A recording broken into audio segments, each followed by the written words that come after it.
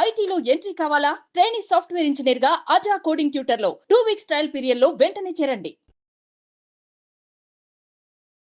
నమస్తే, welcome to Suman TV. ప్రస్తుతం మనతో పాటు ఉన్నారు పబ్లిక్ స్పీకర్ రజనీ రమ గారు. నమస్తే మ్యామ్. నమస్తే నవీన.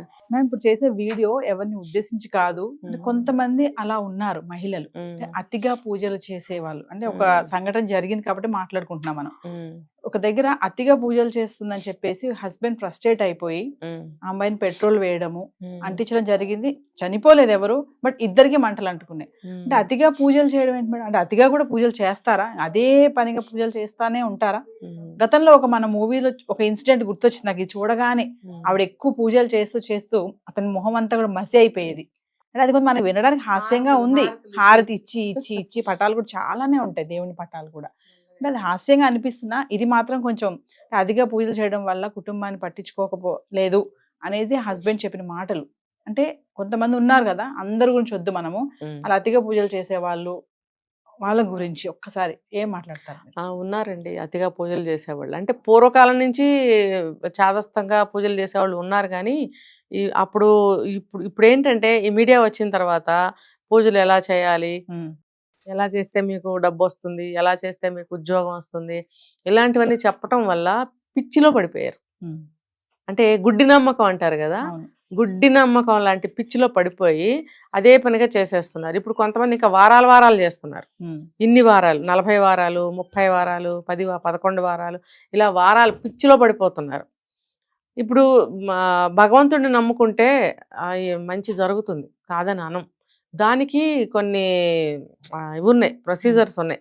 ఇప్పుడు ఒక్కొక్క పూజని ఒక 7 వారాలు చేస్తేనో 11 వారాలు చేస్తేనో అనుకున్నది అవుతుంది. ఆ ప్రకారంగా వెళ్ళటంలో తప్పేమీ లేదు. కానీ అది అయిపోయిన తర్వాత ఇంకోటి మొదలు పెడతారు. అది అయిపోయిన తర్వాత ఇంకోటి, అంటే త్రూ అవుట్ ఇయర్ ఎప్పుడు పూజలని అవని ఇవని, పూజ సామాన్లు తెప్పించుకోవడము, ఇంటి నిండా ప్రసాదాలు, ఇలా చేస్తుంటారు. అది దానివల్ల ఏమవుతుంటే అట్మాస్ఫియర్ మారిపోతుంది ఇంట్లో.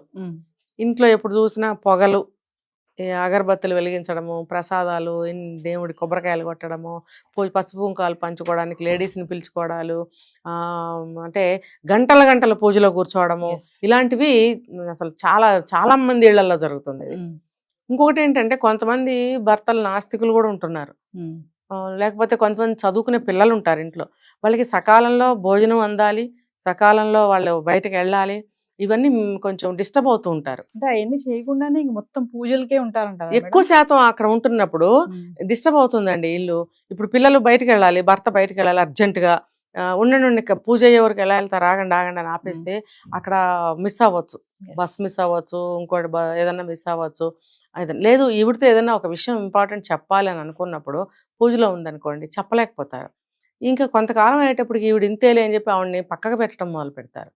అప్పుడు కొంతకాలం అయిన తర్వాత ఆవిడకి అనిపిస్తుంది, ఏంటి నన్ను అందరూ అవాయిడ్ చేస్తున్నారని గొడవ పెట్టుకోవడానికి వస్తుంది. అప్పుడు వీళ్ళు ఏమంటారు, నువ్వు ఎప్పుడు పూజల్లో మునిగి వెళ్తున్నావు కదా, నీతో మేమేం చెప్పాలి, నీకు ఏం అవసరం లేదు కానీ నీ పూజలు చేసుకో, నువ్వు ఇంతే, నీ జన్మింతే, నీ జాతకం ఇంతే, నీ బ్రతుకింతే అని మొదలు పెడతారు. అంటే చిన్నగా మొదలవుతాయి గొడవలు. మొదలైనప్పుడు అక్కడ ఆవిడ గమనించాలి, పూజ ప్రతి మనిషి చేసుకోవాలి, వాళ్ళకి సంబంధించిన దేవుళ్ళకి చేసుకోవాల్సిందే. అది ఎలా, ఒక 5 నిమిషాలు చక్కగా నువ్వు దేవుడికి దీపం పెట్టుకో, దేవుని మనస్ఫూర్తిగా ధ్యానించుకో, మనశ్శాంతి పొద్దున్నే ప్రశాంతంగా బాగుంటుంది. తర్వాత నీ దైనందిన కార్యక్రమాలు నువ్వు చేసుకోవాలి. 5 నిమిషాలు 10 నిమిషాలు చాలు. అంతేగాని తెల్లవారుజామున లేచి మొదలు పెడతారు ఒక్కొక్కళ్ళు రాత్రి 11 గంటలకు పూజలు మొదలు పెట్టేవాళ్ళు ఉన్నారు. ఏంటి ఆ పూజలు ఎందుకు, ఏం పూజలు చేస్తున్నారు మీరు అంటే, మీరు రాత్రిపూట ఆ టైంలో పూజలు చేసే పూజలు దేనికోసం చేస్తున్నారు అంటే, ఇదంతా కూడా ఎవరో చెప్తేనే కదా, ఈ టైంలో చేస్తే ఇది మంచిదట, ఇది చేయండి. చేస్తే కూడా అతి ఉండకూడదు, ఏదైనా అతి ఉండదు. అతి ఎప్పుడైనా సరే మంచిది కాదు కదా. మీరు ఒకరోజు చేసుకోండి, లేకపోతే అప్పుడప్పుడు చేసుకోండి, ఎవరికి ఇబ్బందికరంగా ఉండదు.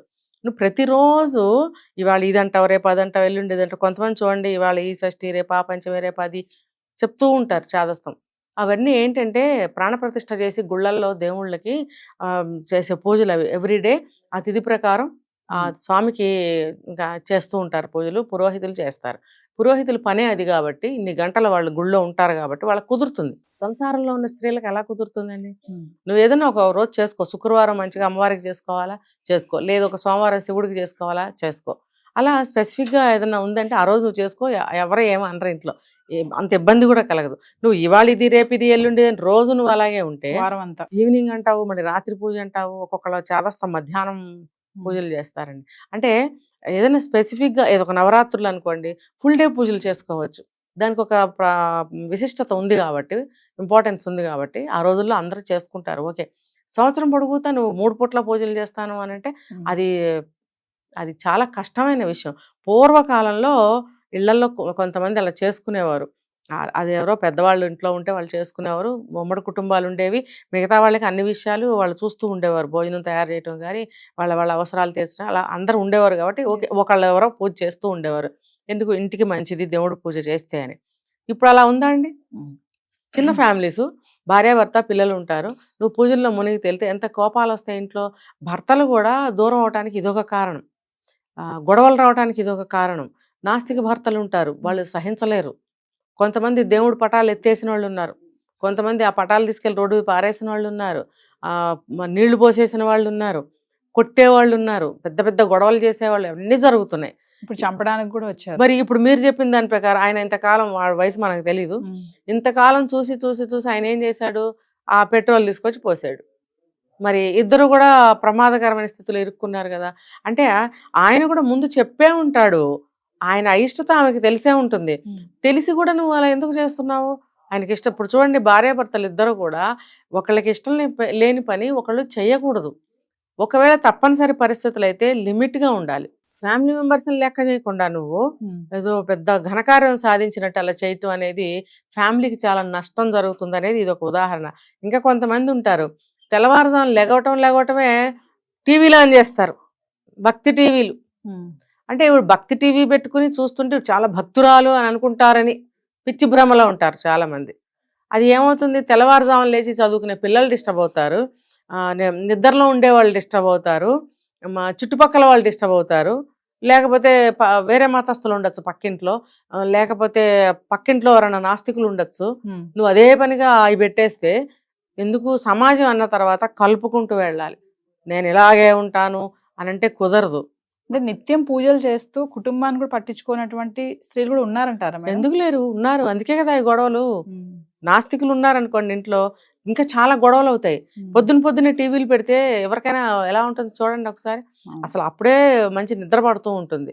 ఒకవేళ రాత్రి పూట లేట్గా రావచ్చు, ఎక్కువసేపు వర్క్ చేసుకుని పడుకుని ఉండొచ్చు, లేకపోతే ఎవరికైనా సరే తెల్లవారుజాము 4-5 గంటల సమయం అంటే మంచి నిద్రా సమయమే అది ఈ రోజులను బట్టి. మరి అలాంటప్పుడు ఎవరికి నచ్చుతుంది? భక్తి టీవీ పెట్టి వాళ్ళు నిద్ర లేవాలని చెప్పి కొంచెం సౌండ్ ఎక్కువ పెట్టే స్త్రీలు ఉన్నారు. తప్పేం చేయట్లేదు కదా మేడం, భక్తే కదా, అది దేవుడికే కదా. అది మరి వాళ్ళు రిసీవ్ చేసుకోలేరు. ఇప్పుడు నేను ఏం చెప్పాను కారణాలు, ఈ కారణాలు ఉన్నప్పుడు వాళ్ళని తొందరగా లేపాలి అని చెప్పి ఎక్కువ సౌండ్ పెడితే ఇంకా చిర్రెత్తుతుంది వాళ్ళకి. అది కొద్ది రోజులు ఓర్చుకుని చెప్తారు, నువ్వు పెట్టకు అని ఒకసారి, సౌండ్ తగ్గించు అని ఒకసారి ఏదో చెప్తారు.